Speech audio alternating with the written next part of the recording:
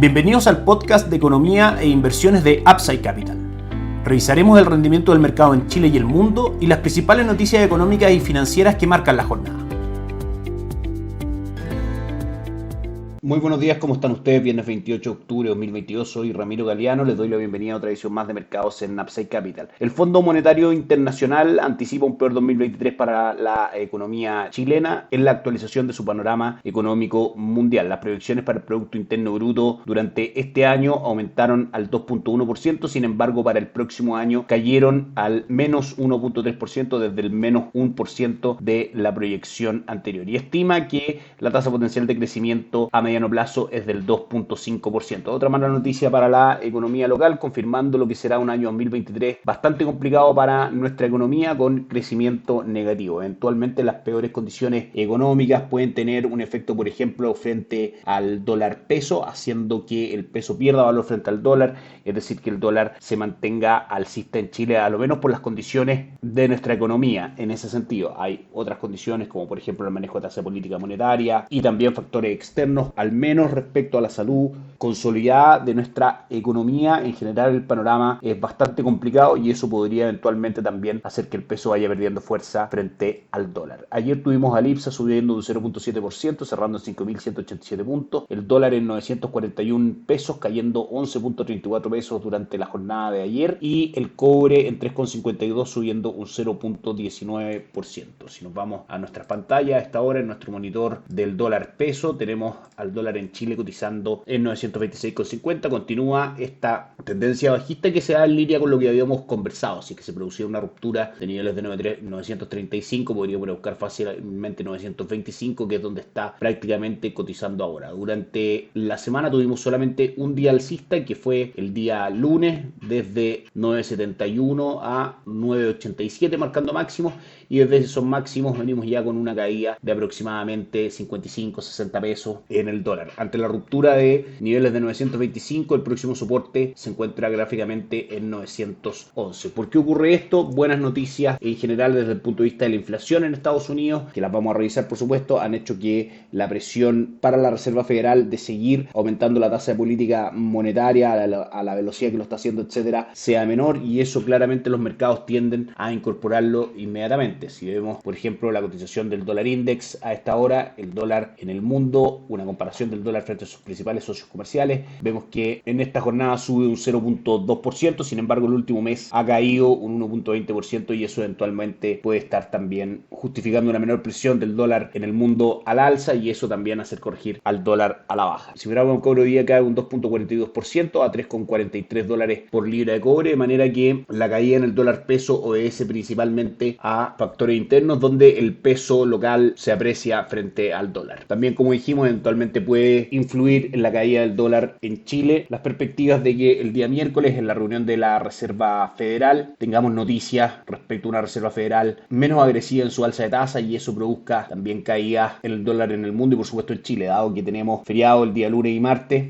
Es la próxima gran noticia desde el punto de vista de los mercados internacionales, que el mercado del dólar peso va a estar, por supuesto, mirando con bastante atención. En Upside Capital somos asesores de inversión para personas y empresas que invierten en el mercado financiero, tanto local como global. No administramos capital con instrumentos propios, ni recibimos el dinero de los clientes, hacemos asesoría objetiva y sin sesgo. Buscamos la mejor alternativa de inversión para cada uno de ellos y los ayudamos llevando sus inversiones a alguna de las administradoras de fondos asociadas con Upside Capital, como la Red Vial, Itaú Principal, entre otros. Luego mantenemos una constante comunicación con nuestros clientes, realizando supervisión y seguimiento a su estrategia de inversión y a sus operaciones a través de nuestro equipo de atención a inversionistas. Bienvenidos a una asesoría objetiva sin sesgo y con una mirada global. Bienvenidos a Upside Capital. Suscríbete a nuestras redes sociales, en LinkedIn, YouTube, Instagram y Spotify. Visítanos en www.upsidecap.cl. Déjanos tus datos y te contactaremos para conversar. El mercado local hoy día cae un 1.14%. La acción más transada es Sokimich B, que cae un 4.32%. Cencosud cae un 0.79%. Y la TAM es la tercera acción más transada en el día, cayendo un 56.12%, cotizando en 19.8 pesos. Si nos vamos al rendimiento de los mercados ayer, fue mixto.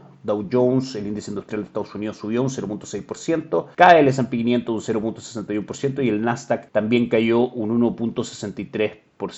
Europa prácticamente sin variaciones y el Bovespa subió un 1.66% en estas jornadas que son bastante importantes dado la segunda vuelta en las elecciones presidenciales de ese país este domingo. Hoy día el Bovespa marca una caída del 0.88%. Tenemos varias cosas que comentar. Hacemos un repaso del calendario de entrega de resultados semanal de empresas del S&P 500 respecto al ejercicio de su tercer trimestre. Resultados de Microsoft por sobre lo esperado y de Alphabet, la matriz de Google, por debajo de lo esperado. Eso ha golpeado bastante al Nasdaq en sus cotizaciones, al índice tecnológico de Estados Unidos. Visa también marcó por sobre lo esperado, eso correspondiente al día martes. Si nos vamos a revisar el día miércoles, podemos ver que la matriz de Facebook también decepcionó en sus resultados de beneficio por acción. Fueron los dos grandes eventos que tuvieron, como decíamos, al Nasdaq en niveles negativos durante varios días de esta semana. Ayer Apple entrega resultados por sobre lo esperado, al igual que Mastercard y Merck. Sin embargo, Amazon decepciona en su medición de ingreso por venta. Amazon en general es bastante mirado como un referente de comercio en el mundo, de manera que sus resultados cobran especial importancia. Eso respecto al calendario de entrega de resultados en su resumen semanal. Si nos vamos al calendario de noticias, tuvimos cifras mixtas el día domingo en la noche respecto a China, con el Producto Interno Bruto creciendo más de lo que el mercado esperaba, pero con una tasa de desempleo mayor y con un gasto en capital fijo en general cayendo. Si revisamos el día lunes, que fue un día de PMI, de índices de gerentes de compra, que son indicadores líderes, es decir, que tratan de medir si las industrias de manufactura o de servicios van a estar en contracción o en expansión en el futuro. En general, la medición en Europa, Estados Unidos y el Reino Unido fue negativa en estos indicadores. Ya el día martes tuvimos, comillas, buenas noticias para los mercados en Estados Unidos. Cayó el precio de viviendas, se esperaba un aumento del 14.4% y aumenta solamente un 13.1%, y cayó también versus lo esperado la confianza del consumidor. Recordemos que en este contexto malas noticias económicas son buenas noticias para los mercados, dado que una menor actividad económica finalmente produce menores presiones inflacionarias, que es lo que el mercado espera para que cese, al menos en cuanto a velocidad, la fuerte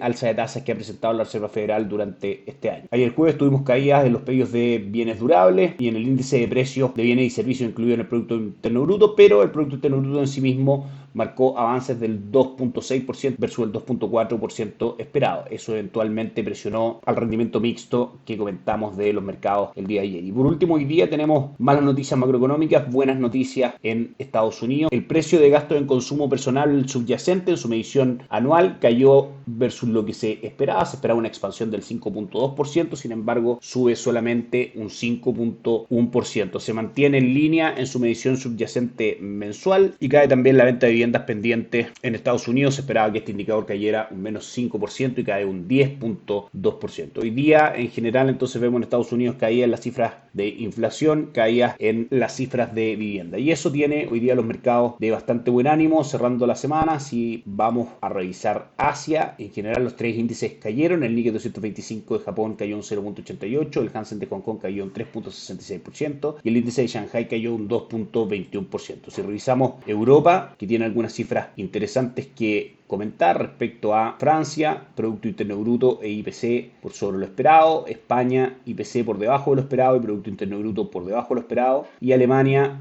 Producto Interno Bruto por sobre lo esperado. Cifras mixtas hoy día para la zona euro. Los mercados del viejo continente reciben esta batería de datos con comportamiento mixto. El DAX alemán sube un 0.10%, el IBEX 35 cae un 0.35% y el Eurostock 600 cae levemente un 0.07%. Y Estados Unidos con un muy buen retorno el día de hoy luego de las cifras que comentamos. Dow Jones subiendo un 1.8%, S&P subiendo un 1.48% y el Nasdaq subiendo un 1.57%. Eso es todo por hoy. Que estén muy bien, tengan un excelente fin de semana largo. Nos encontramos el miércoles. Chao, chao. Gracias por escuchar el podcast de Economía e Inversiones de Upside Capital.